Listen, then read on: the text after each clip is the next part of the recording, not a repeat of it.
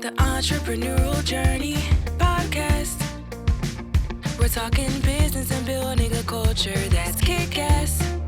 Where we make it happen, grab your seat, let's have a blast. At the Entrepreneurial Journey podcast. Hello and welcome to the Entrepreneurial Journey podcast. Today I have Liz Hancock with me. Hello Liz, how are you? Hello, I'm very well, thank you, and lovely to be here. Thank you for having me. No, absolute pleasure. Now, you are the EFT coach, Liz. I am. Just explain what that's all about to us all, please. Okay. So I can explain what EFT is, but in a nutshell, in terms of what I do, is I help entrepreneurial women with their financial blocks, money blocks, all the stuff that's holding them back from charging their worth, going out there and getting the business that they should get, stopping the self-sabotage and what I like to call upper limit problems. And then I also, more recently, I've also introduced a sort of twist on that, specifically for divorced women. So as divorced women, we have a lot of money trauma, as well as all the divorce stuff and separation, not just exclusively divorced, and really just helping as part of your divorce journey in the recovery process and getting you just back to yourself. Okay, cool. I'm going to pause for a second because my dog is whining to get out.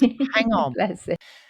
Okay, so I wish I'd have known you about 20 years ago. Mm-hmm. Because all of the things that you have described absolutely impacted me 20 years ago. Really horrible divorce. Divorce did a complete nutter.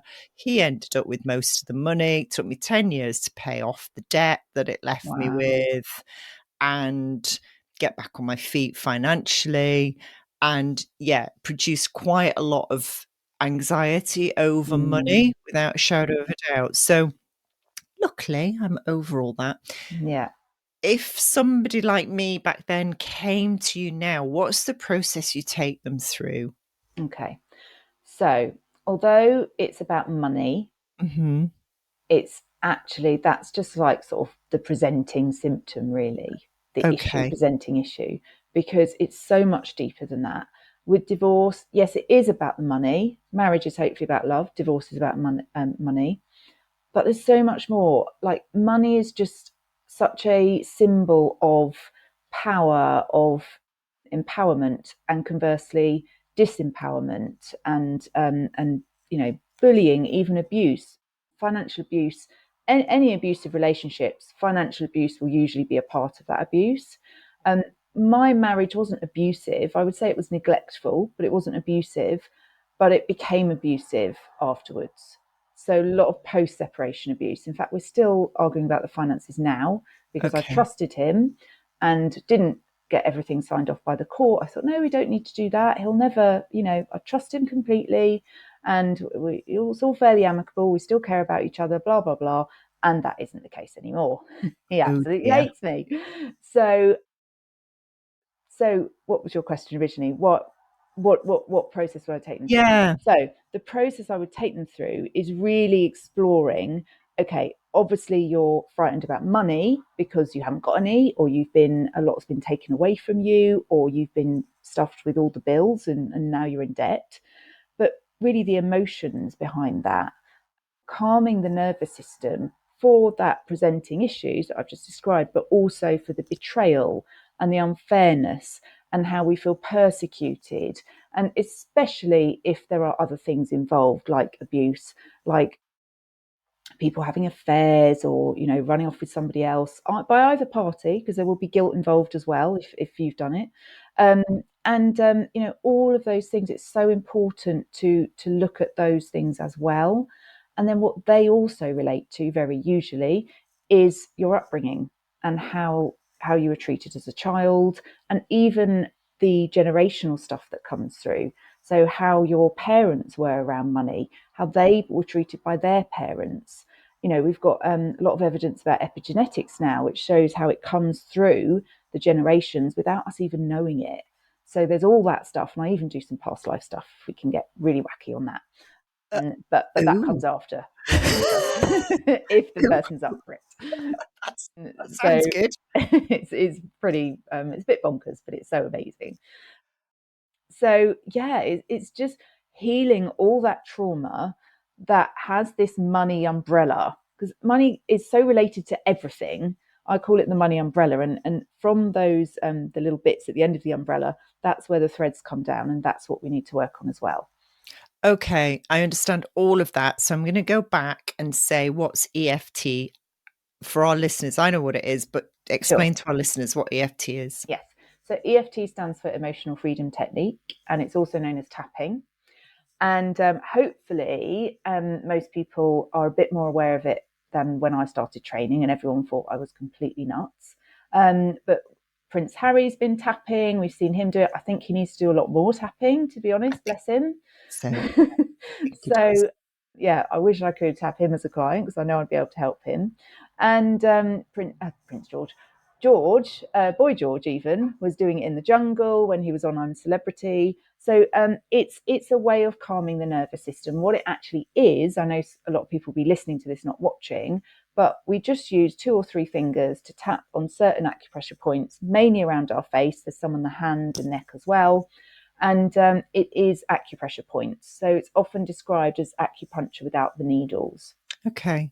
So you're using those ancient acupressure points to really release the emotional blockages.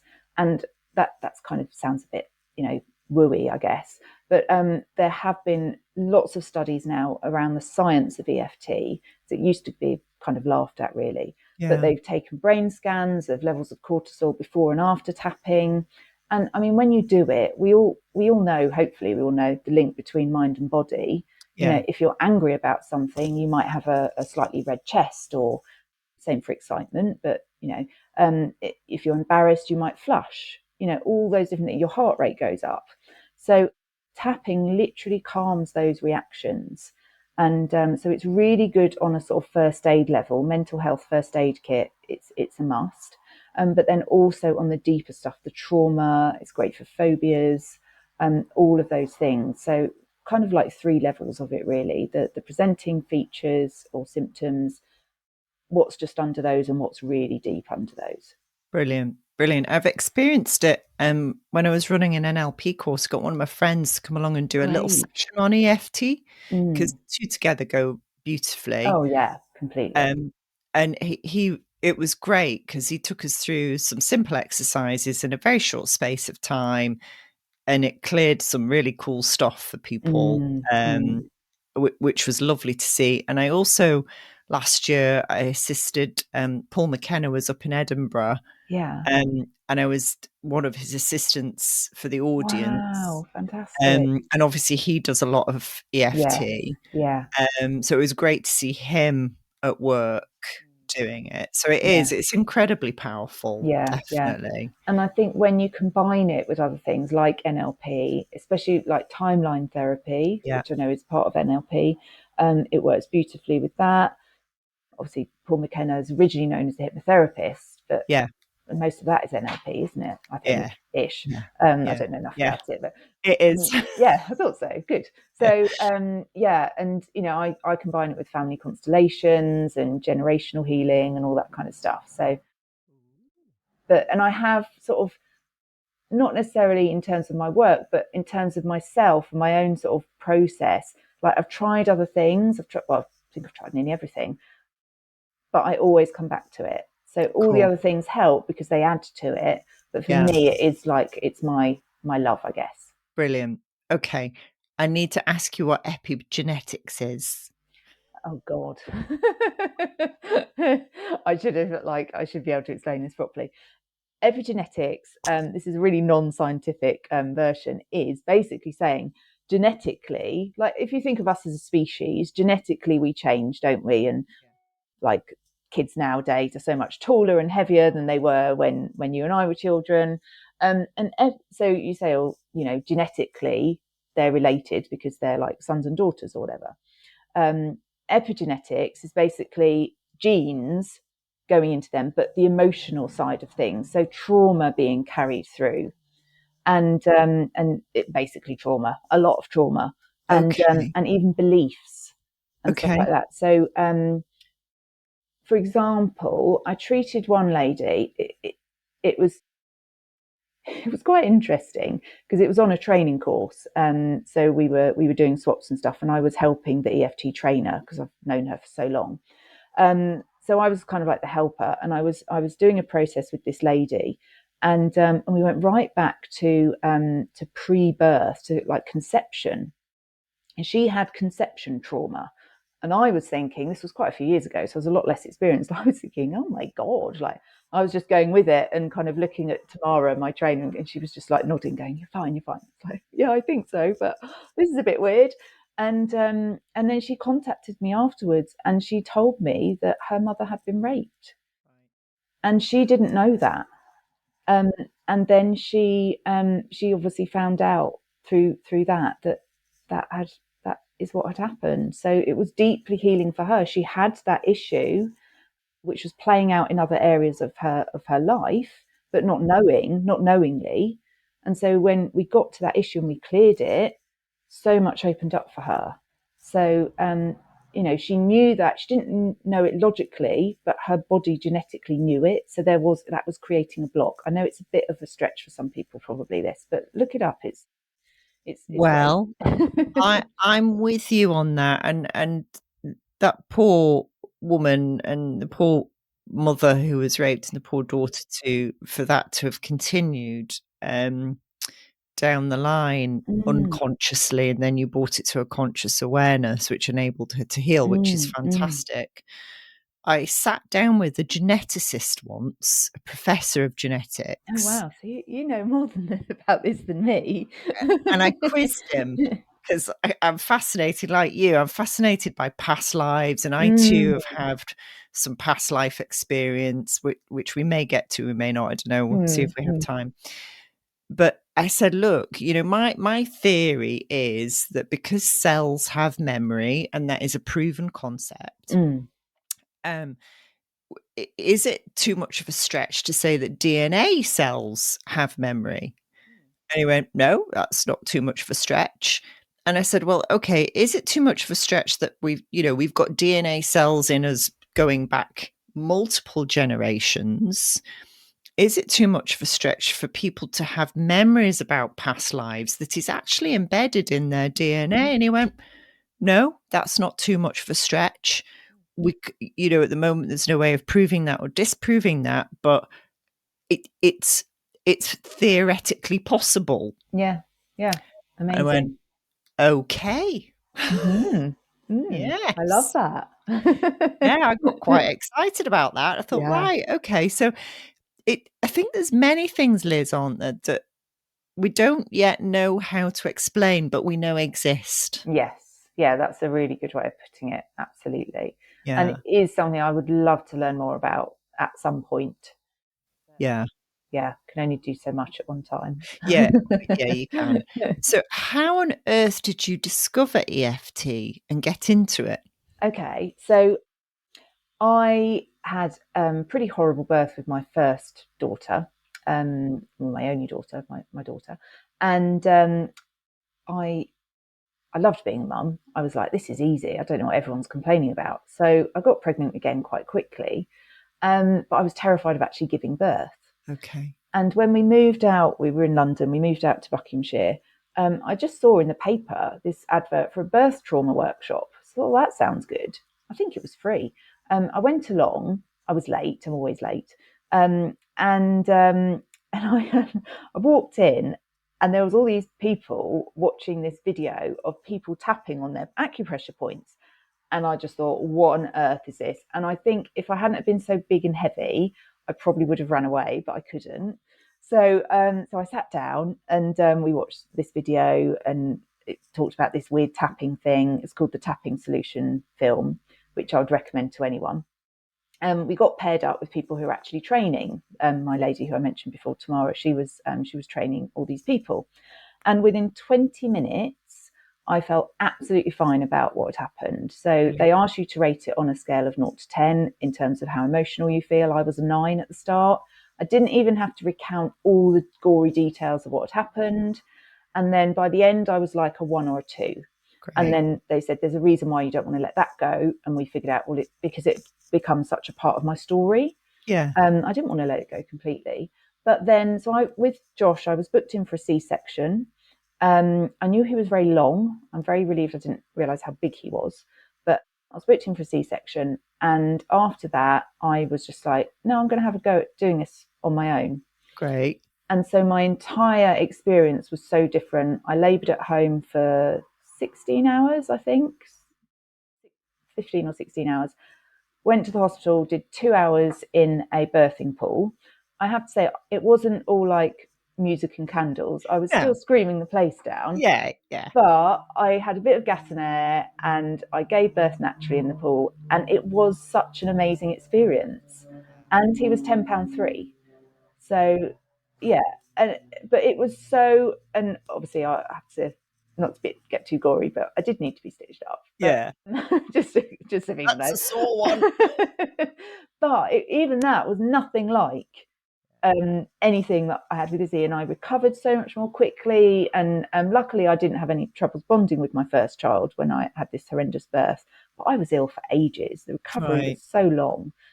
I had a friend who had a C-section 2 months after me, and she recovered from that quicker than I had recovered from my birth. I was still struggling, and she was back to normal. Wow.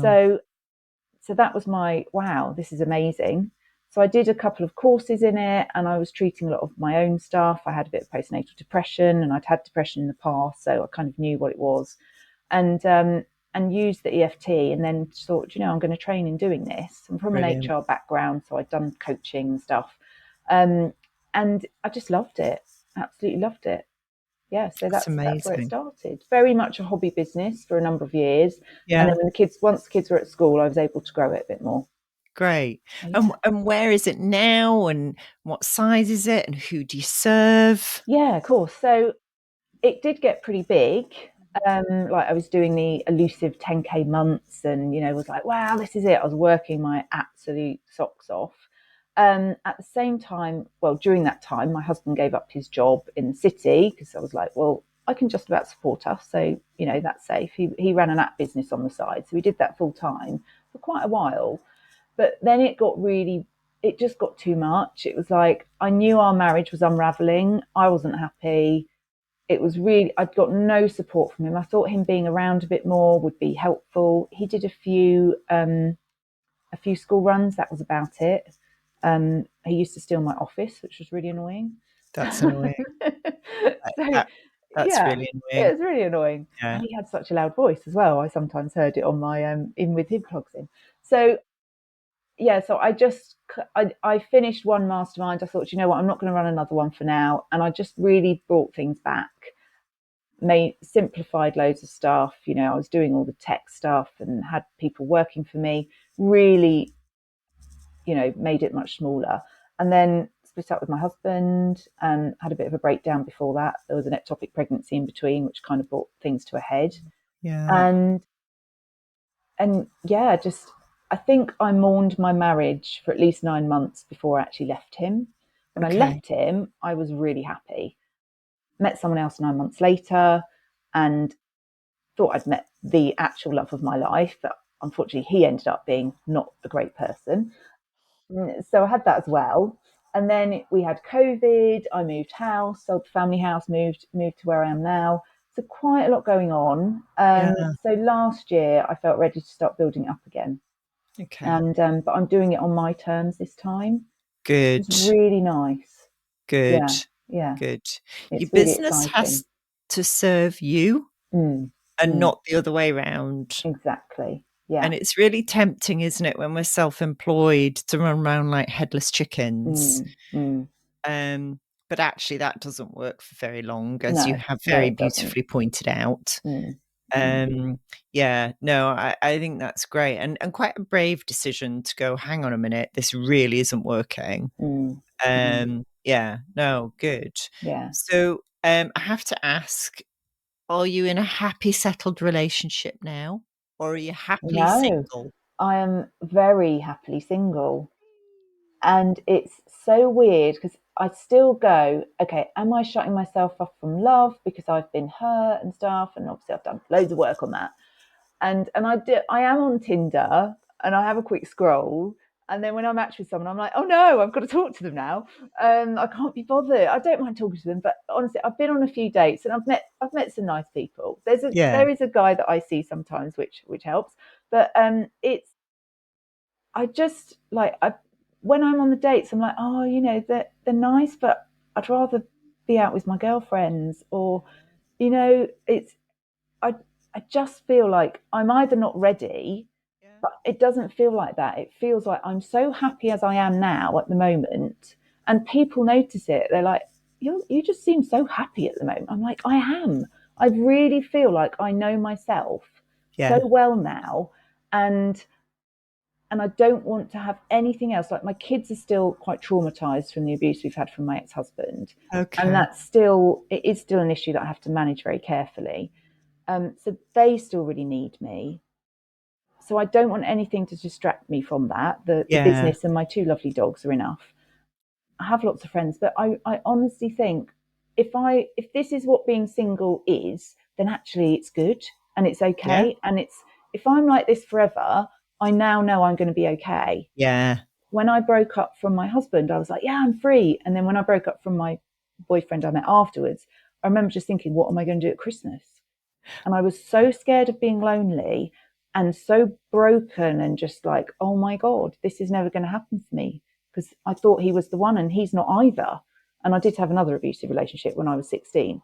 So I was like, oh my God, maybe I'm never meant to be in a relationship. And I don't think that. I think if there is someone out there for me, great. Yeah. But I'm not like, where is he? No. So I'm not turned off to it. I'm not pushing it away, but I'm certainly not chasing it, which feels really good. It's a beautiful place to be, and you eventually, sounds like, a similar experience to the one you get to a point, right? Yeah, I'm sound on my own. I'm absolutely great on my own. And I think this is really important for men and women. You get to a point where you don't need another half to complete you. And once you realize that you don't need that, you're perfectly complete all on your own, like say with Absolutely. friends or kids or pets or whatever it happens to be, or hobbies, then whoever comes into your life has to earn the right Yes. to be a part of that. Mm-hmm. And that it is a rare and beautiful thing. And when I do believe that, yeah. First met my husband, obviously I came with a package of two young kids. They were 9 and 6 at the time. Really interestingly, and I know we've had a few backwards and forwards on emails, between my ex-husband and my husband, I was in a relationship with, he wouldn't even go as far as to say he was my boyfriend. He never made that level of commitment. Absolute player, just did my head in, really messed with my self-esteem again. Yeah. And you kind of go, right, that I'm just not doing that ever again. And I don't know about you, but do you have a radar now? You pick up signals and go, I've seen that before. I think I do. I did the Women's Aid Freedom course, which teaches you all about red flags, because the breakup with my boyfriend was really bad. He assaulted me at the end.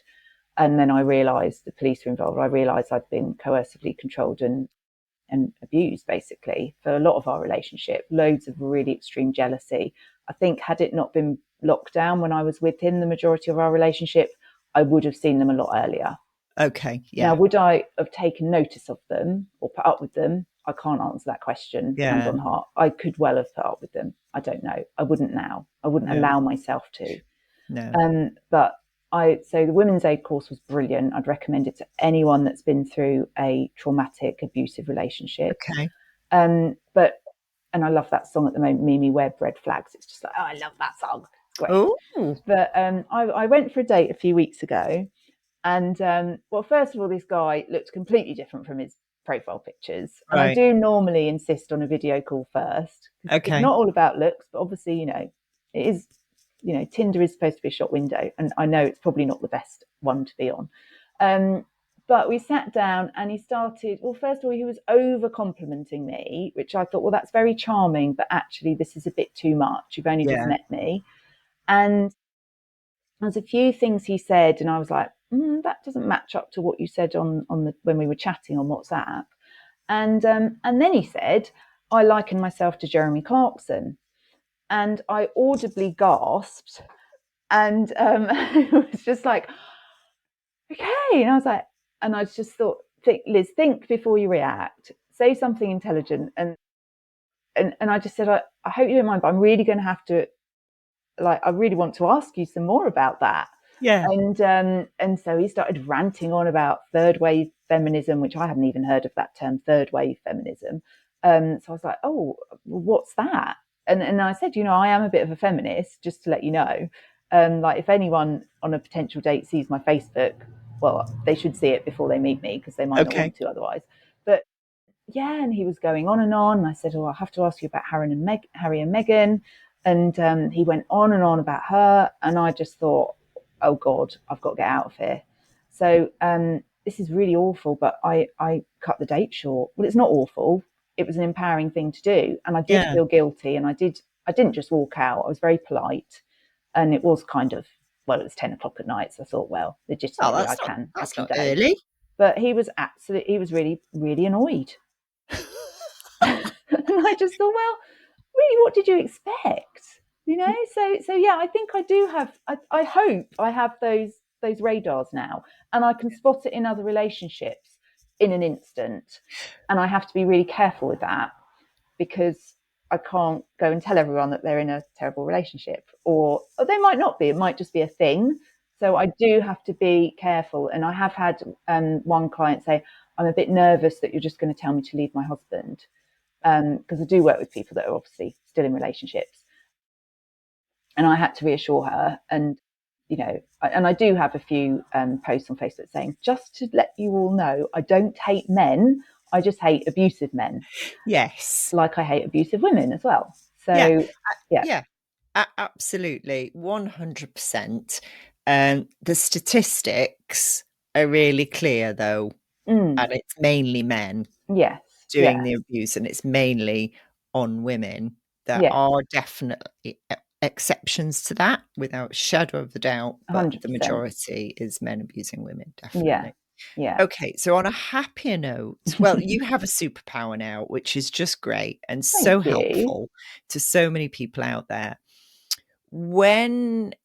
So it sounds like Facebook is your main platform to gain clients. Is that right? Or it was.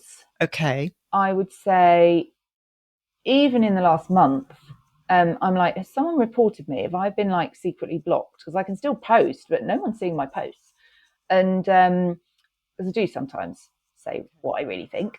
But I think Facebook is just a bit dead for business building. For me anyway, not for everyone, but for me. And it is, LinkedIn is where it's at. And I have just started using TikTok, which I love, because I can do 3-minute videos. I have to keep them succinct, and I can talk for England. So it's really helped me to be more succinct and to stop saying, because the captions come up and you can edit them. So hopefully I don't say it as much as I used to. Oh, that's good. Do you post every day on TikTok? No, I do when I've got a workshop coming up or something, online workshop, which is my main way of getting clients. Okay. But I should do, and I hate that word should, I would like to post a little bit more. Okay. But sometimes my life is so manic. I'm like, kids, dogs, clients, and then kids and tea, and then, so I was posting at like 11 o'clock at night sometimes, because it's only 3 minutes. Yeah. And so not every day, but I would like to post more on it. I dipped my toe in the water with TikTok, and I was doing it every day, and then I just got really bored of doing it every day. I just have to focus on LinkedIn. I can't spread myself too thinly. No. And I've never been able to get to grips with Instagram.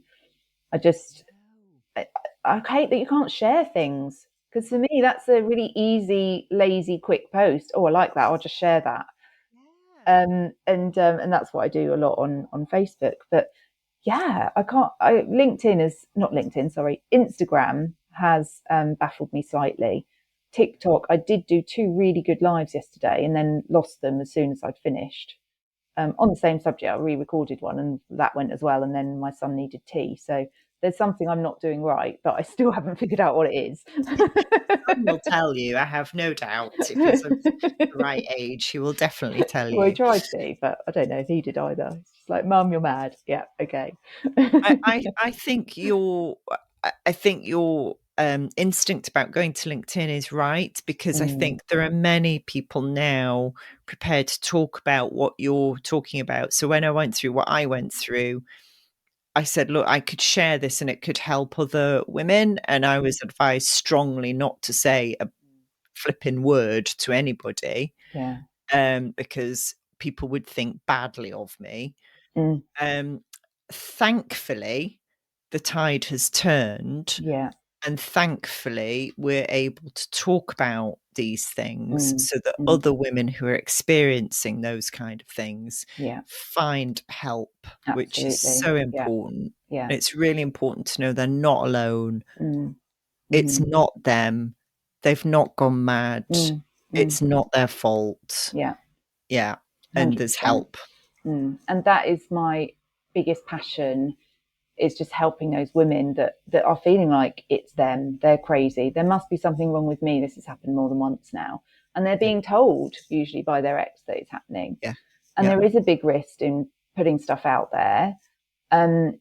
Because you lose. I have lost friends from posts. That's why my ex-husband's, I think that's why my ex-husband's family don't speak to me now. Okay. We had people, so-called mutual friends, that I'm not friends with anymore. Okay. Some have just sort of slowly disappeared. Others, I've confronted the situation and they haven't necessarily admitted that's why, but I know it is. And so I'm in a place now, it's actually really freeing, because now I feel like I can say anything I like. Good.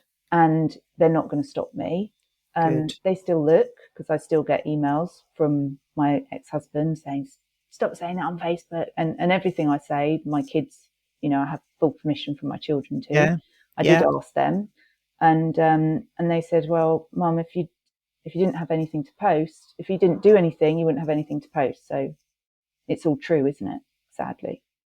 So, well, yes, it is. And I'm not going to be quiet when my kids know everything that's happened anyway, more or less. Yeah. I'm just like, no, it's too big important of an issue. Otherwise, nothing changes.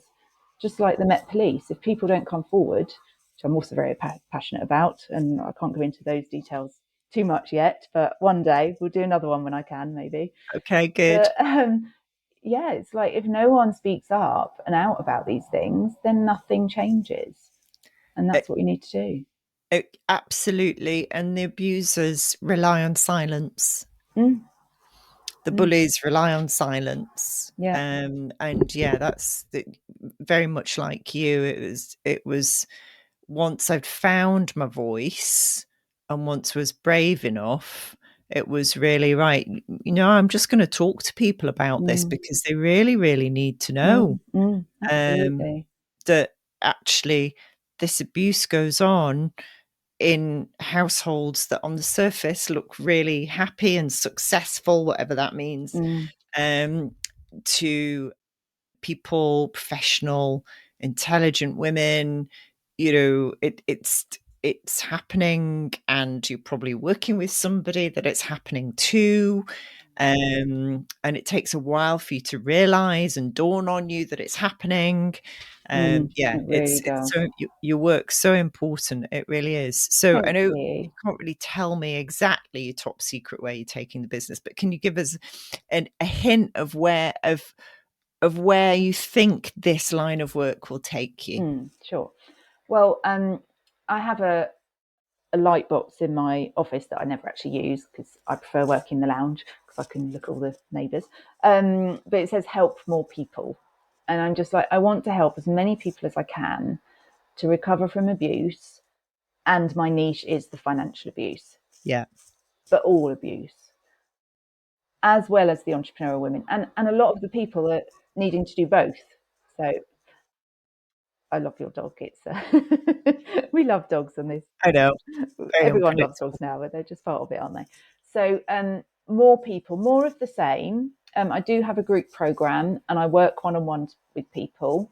Great. Obviously, I know the one-on-one isn't fully scalable. So at some point, then I will have to put more people in the group. Yeah. But at the moment, I've got a really nice balance. And so more of the same, but also I am writing a book at the moment called Money, Marriage and Motherhood. Wonderful. So I'm very excited about that. And I have a list of other books that I want to write. Not necessarily, maybe I'll write like my story one day. Sometimes I question whether it's that exciting to write a book about. But there's so many things I've learned. And I was thinking actually the other day, like we have like the grief model, all these different emotions you go through. And when you break up with someone, it often feels similar. Like you sometimes refer to that model. I think, there's so many times when you are really up because you're so up because you're like, oh, I'm free. I'm so excited. I can start living my life all over again. And I think we should encourage people that they'll have those feelings, but also be really honest about actually you will have times when it's really rubbish. But then you'll have times when it's not. So I was thinking something like that, like the truth of. And another thing I want to do is, or I don't think I should write this, but I want to get someone else to write it. So any offers out there. I went to a talk about the menopause on Monday night and it was absolutely packed. And I understand why, but the only man in the room was the AV man. Right. And I just thought if someone could write a book for men on the menopause and just explain to them that, this is normal, this is, your wife's not crazy, blah, blah, blah, blah, and how to support them through it. Because I'm going through it, I'm perimenopausal now, going through it on my own. And actually it's fine, but I'm very I've been through so much. If something isn't right in my body, I know straight away. And I'm like, okay, this isn't normal. I need to investigate this. And obviously I do all the therapeutic stuff before I do the medical stuff or in conjunction with. So I've had great support from my doctor, and I read Davina McCall's book, and so yeah, that's some. Sorry, I've really gone off on a tangent here, haven't I? So someone write that book. Someone write a book about the menopause for men. Yes. And I do also. I'm potentially working with someone. We're going to create hopefully a bit of a divorce hub with lots of different resources there. But my big dream is to make an impact at a real decent level, get the child support thing where you put in how much the husband earns or the breadwinner, I should say, the person earns, the primary earner earns, and depending on what they earn and depending on how many kids you have and how many nights they have them, you get this minimal amount that's given to you. And I have to say, in case my ex-husband listens to this, my ex-husband does give me more than the minimal because he also gives me spousal maintenance. Because I gave up my career and blah, blah, blah, blah. He earns very well. So, but it's ridiculous. And it's also like, well, if they lose their job, then they don't pay. But we still have to pay for our children. Yes. So it's like that process. I don't know how to fix it, but it needs to be addressed. Yes, it does. It really, really does. And educating people about abuse and financial abuse and getting people, ideally children or teens at least, to understand what is acceptable and what isn't, and to recognise those red flags. Totally. Yeah. Totally. So there's a lot of work I want to do. I got a sum total of £1.33 a week from my ex-husband for the 2 kids for 6 months. That's just outrageous. And then he gave up his job so that he didn't have to pay me. Didn't have to get anything. No. Isn't it? It's just like how that is allowed to happen is completely beyond me. Yeah. It really is just like, ugh. Yeah. That makes me angry. I have to do some tapping on myself. I can just laugh. But there's so many people and that hasn't changed. No. That's not changed. My friend gets 300 quid for 2 of her children and she's having to put them through private school herself because they were there before. He used to pay the fees. He has his own company. He got remarried in a castle in Scotland, and his new wife has got pictures all over Instagram of their lovely new remodeled house. And it's just like, how is that even allowed to happen? It's not right. You reap what you sow, Liz. You reap what you sow. My last question is, if your business had a character or personality, how would you describe it? I think it would be like me. No, it wouldn't be like me at all, because I'm quite erratic and a bit crazy sometimes, which I love now about myself, and I used to push that away.